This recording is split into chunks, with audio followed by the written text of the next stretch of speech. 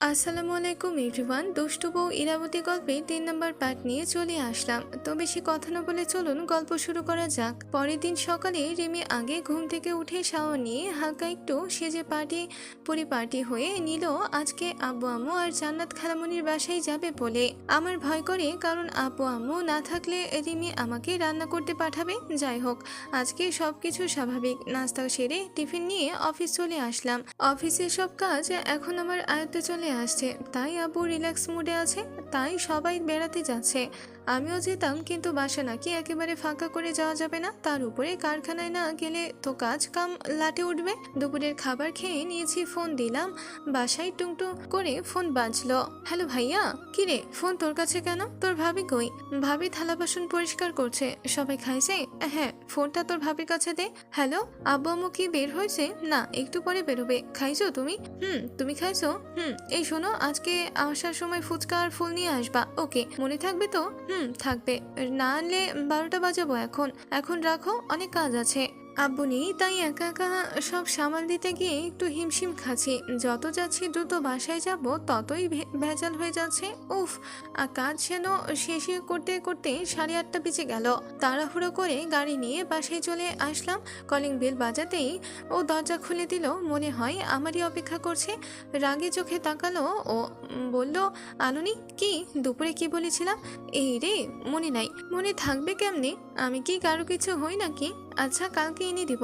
লাগবে না, যাও। ও মন খারাপ করে চলে গেল। পিছে পিছে রুমে গেলাম। এই শোন না, ফ্রেশ হয়ে নাও, খাবার দিচ্ছি। বুঝছি, ফুচকা না আনলে আবার ঝামেলা হবে অনেক। এগুলো রুমে নিয়ে যাও, আমি আসছি। এখন কোথাও গেলে পা কেটে ফেলবো। আমি হাসলাম ওর রাগ দেখে। এই যাবো আর আসবো। ব্যাগটা বিছানায় রেখে বেরিয়ে পড়লাম সেই কুখ্যাত ব্যবসায়িক ফুচকা মামার খোঁজে। সালারের পাইকই এখন। ওফ, আধা ঘন্টা খুঁজে খুঁজে অনেক কষ্টে পেলাম, তবে ফুল পেলাম না। যাই হোক, এটা দিয়েই কিছুটা রাগ কমানো যাবে মনে হয়।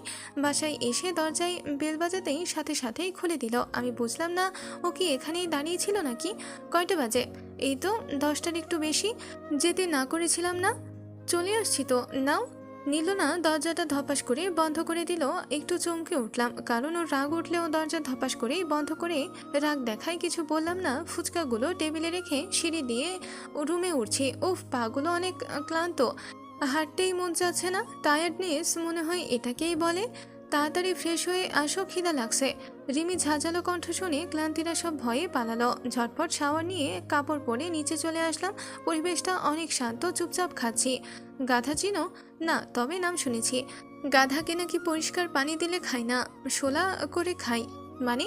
দ্বিতীয়বার কেন যাওয়া লাগলো? তার মানে কি বলতে চাইছো আমি গাধা? পাগল জানে না তা আমরা তাকে পাগল ডাকি, ছাগল জানে না আমরা তাকে ছাগল ডাকি, গাধাও জানে না আমরা তাকে গাধা ডাকি। কি বলো, কিছুই তো বুঝি না।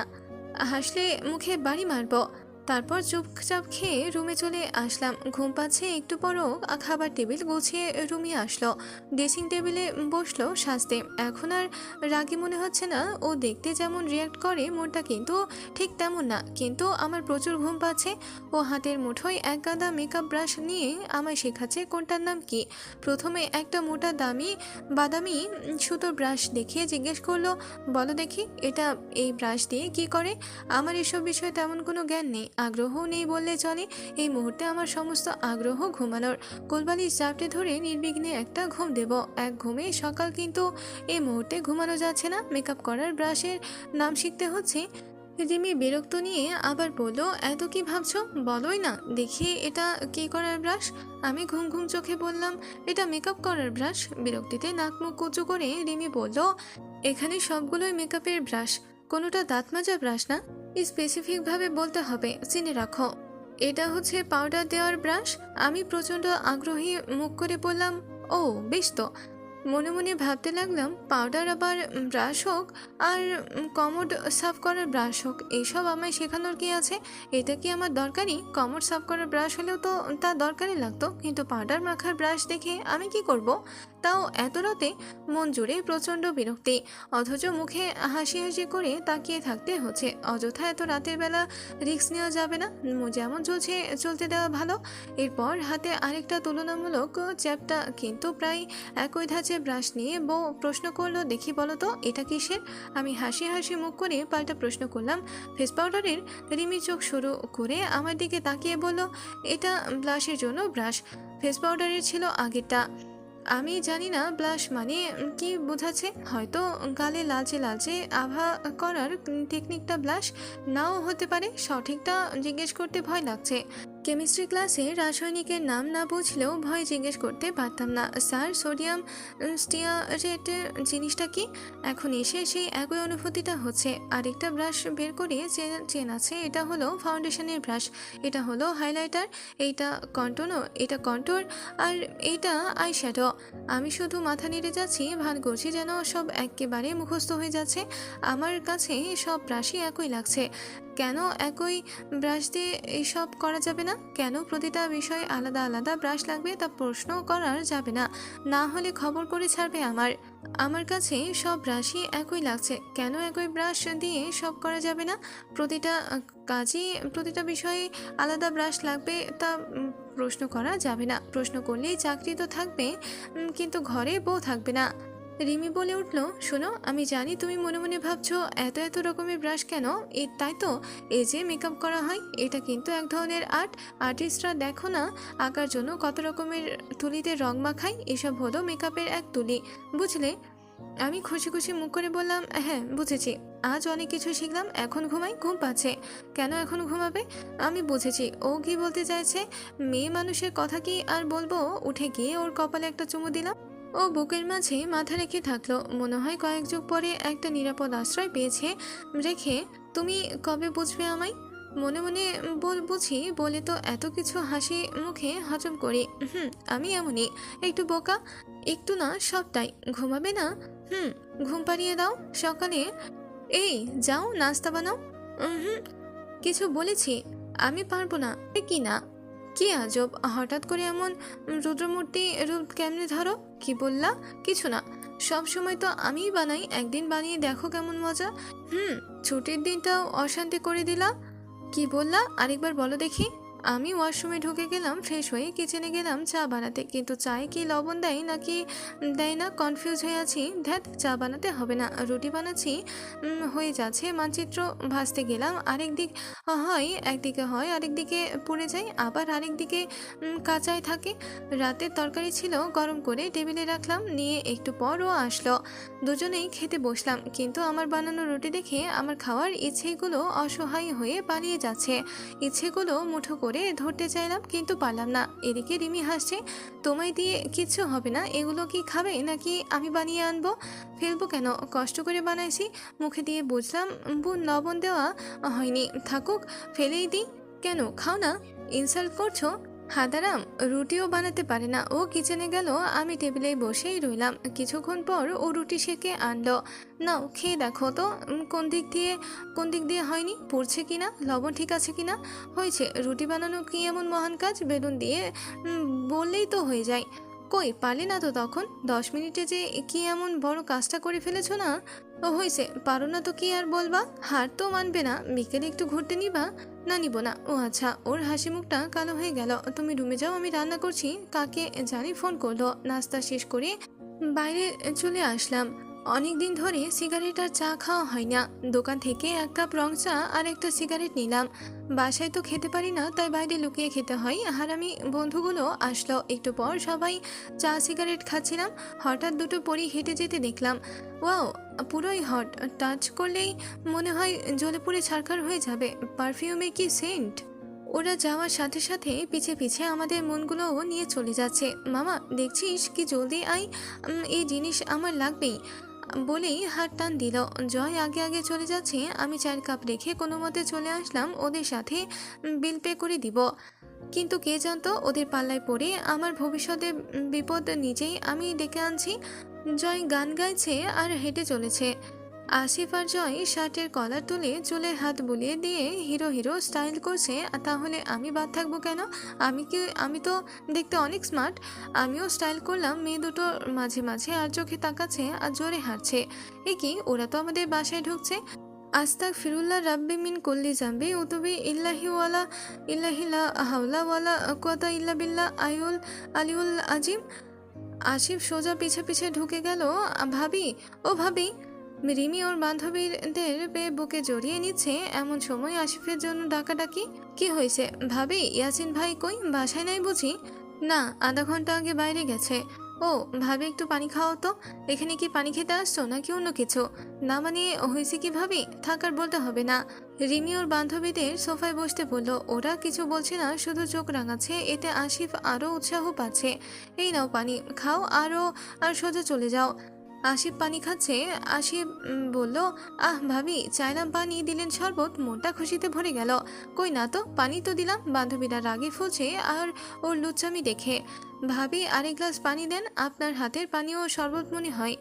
আমি আর জয় বাইরে থেকে সব শুনছি। হারামি লুচ্চার ঘরে লুচ্চা কি সুরে করছে। মামা, আমিও শরবত খাবো। শালা বাইঞ্চোদ, তুই শরবত খাবি কই? বাসায় তো লেবু নেই। ও তো খাচ্ছে। জয়কে ধরে রাখা যাচ্ছে না। মামা ছাড় না, একটু যেতে দে। এদিকে ভাবি, ওরা কারা? আমার বান্ধবী। এখন যাও, পরিচয় করাই দিবেন না? কি দরকার শুনি, বলেই আসিফকে রুম থেকে বের করে দিচ্ছে। এই মামা, পালা পালা, লুকা, দেওয়ালের এদিকে লুকালাম। আসিফ বের হতেই দরজা লাগিয়ে দিল। উফ, বেহায়া একটা। শুধু বেহায়াই না, বাস্টার্ড একটা রাস্কেল, মেয়েদের সম্মান করতে জানে না। আসার পথে ওরা আরো দুজন ছিল, ওর পিছে পিছে বাসায় পর্যন্ত ঢুকে গেছে। কেমন ক্যারেক্টারলেস। একটু পর আসিফ বের হইল। আমি ভাবছি, এখন যদি বাসায় ঢুকি আর রিমি যদি জানতে পারে যে ওই তিনজনের মাঝে আমিও ছিলাম, তো কেমত হয়ে যাবে হয়তো। মামা, এই সাদাপরির নাম্বারটা জোগাড় করে দিস।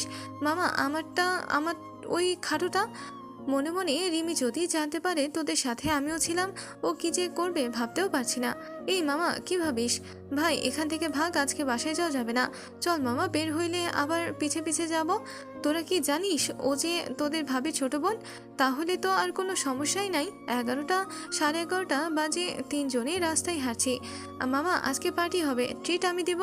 অনেকদিন থেকে নাইট ক্লাবে যায় না মামা, আজ হবে। কিছুক্ষণ পর আজান দিল, কিন্তু ভয়ে বাসায় যেতেও পারছি না। এর মধ্যেই ফোন বেজে উঠল। হ্যালো, কই তুমি? জুম্মায় যাবে না? এখানে পড়ে নিব। কোথায় তুমি? জান, আমি একটু হাসপাতালে আসছি। কেন? আসিফের মায়ের অনেক গ্যাস্ট্রিকের ব্যথা, তাই আন্টিকে নিয়ে হাসপাতালে আসছি। তোমায় আমি চিনি না, তোমায় কেন যেতে হবে? খবরদার, নার্সের দিকে তাকাইলে চোখ কানা করে ফেলবো। বাসায় মেহমান আসছে, জলদি বাসায় আসবা। এমন সময় আসিফের আম্মু। কিরে, তোরা রুমে কি করিস? জুমায় যাবি না? আমি ফোনটা কেটে দিলাম। রিমি শুনছে কি না। জি আন্টি, যাবো এখন। তারপর আমি আর জয় আসিফের বাসায় গোসল করে নামাজ পড়তে জুমায় চলে গেলাম। নামাজ শেষে ওদের বাসায় দুপুরের খাবার খেলাম। বিকেলে আবার রিমির ফোন। কই তুমি? বাসায় আসবে না? খাবে না? খাইছি তো, এক্ষুনি বাসায় আসবা, নইলে খবর আছে। তুমি খাইছো? কোন হাসপাতালে আছো বলো। কেন? আমি যাব না, থাক, আমি বাসায় আসি তো। ফোন কাটো। এই শোনো না, তোমার বান্ধবীরা গেছে কেন শুনি? না মানে তুমি থাকতে অন্য মেয়েরা আমায় দেখবে কেন? মনে করবা ওরা তোমার বোন। চোখ তুলে ফেলবো কিন্তু। কল কেটে গেল। নাইট ক্লাবে যেতে চাইছিলাম, কিন্তু আব্বু আম্মু বাসায় নেই, রিমি একা, তাই আসিফ আর জয় কাছ থেকে বিদায় নিয়ে চলে আসলাম। সন্ধ্যা হয়ে গেছে। বাসার সামনে এসেই দাঁড়িয়ে আছি, ভেতরে ঢোকার সাহস পাচ্ছি না। 5 মিনিট থেকে অনেক সাহস জুগিয়ে দোয়া দুরুদ পরে কলিং বেল বাজালাম। দরজা খুললো সাজিদা। আপনি আবার আসছেন? না মানে রিমি, এই রিমি দেখ, এই লম্পট বাসা পর্যন্ত চলে আসছে। একটু পর রিমি আর উর্মি আসলো। কি বলিস? রিমি হতবাক হয়ে জিজ্ঞাসা করলো। শান্তিতা বলে উঠলো, তোকে তখন সেই তিনজন বখাটের কথা বলছিলাম না, দেখ এই রাস্কেল বাসায় চলে আসছে। কি বলিস? ও তো তোর দুলা ভাই। কি? এই এই কি হয়েছে? আমি তো কিছুই বুঝতেছি না। কি বলবো, মিথ্যা সিরিয়াস মুহূর্তে মাথায় আসছে না যে, তাই চুপ থাকলাম। ও আর কি বলবে, ক্যারেক্টারলেস তো ক্যারেক্টারলেসই থাকে। কথাই আছে না, বান্দর পুরো বুড়ো হইলেও গাছে ওঠা বাদ দেয় না। ছি দুলাভাই, ছি, আপনি এত নিচু মনের মানুষ জানতাম না। আর আমরা আর এক মুহূর্ত এখানে থাকবো না। হারামি বন্ধুদের লাইগা আজ ফাঁসলাম। ওর হয়ে আমি তোদের কাছে মাফ চাইছি। আজকের রাতটা থেকে যা, কাল তোদের আমি সহ চলে যাব। এই লম্পটির সাথে আর থাকবো না। আমার কথাটা তো শোনো। দরজাটা লাগিয়ে চলে গেল রুমে। এসে শুয়ে আছি কিন্তু কেউ কথা বলছে না আমার সাথে। রাতে দুলাভাই খেতে আসেন, খাবো না যাও। আপনি না খেলে রিমিও খাবে না, ও না খেলে আমরা কেমনে খাবো? বোন আমাকে মাফ করে দে।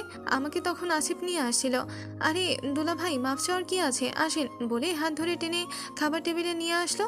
বোন আমারে মাফ করে দে। আরে দুলাভাই কি করেন, মাফ চাওয়া লাগবে না। বলো মাফ করেছো? হ্যাঁ করেছি।